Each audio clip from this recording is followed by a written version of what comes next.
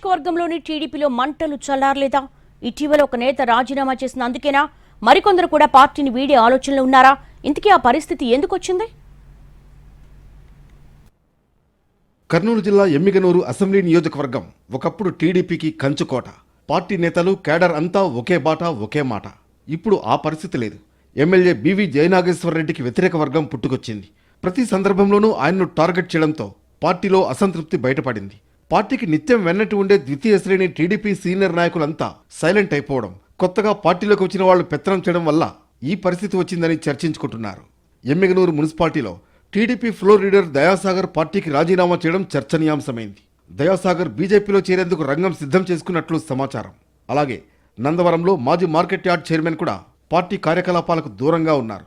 ఎమ్మిగనూరులో మాజీ మంత్రి బివి మోహన్ రెడ్డి మరణం తర్వాత ఆయన తనయుడు బివి జయనాగేశ్వరరెడ్డికి టీడీపీ క్యాడర్ బ్రహ్మరథం పట్టింది. కానీ క్రమంగా టీడీపీ క్రియాశీల నేతలకు బివి జయనాగేశ్వరరెడ్డికి గ్యాప్ పెరుగుతోంది.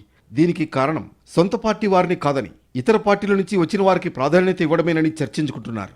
గతంలో జెడ్పీ వైస్ చైర్మన్ పుష్పావతిని కూడా అసమ్మతి ముద్ర వేసి సస్పెండ్ చేయించారన్న ఆరోపణ ఉంది. అయితే ఎమ్మెల్యే కూడా తనను కొందరు వెన్నుపోటు పొడిచే ప్రయత్నం చేశారని ఆరోపిస్తున్నారు. మొత్తంగా చూస్తే ఈ గొడవలు ఎలాంటి పరిణామాలకు దారితీస్తాయన్నది చూడాలి.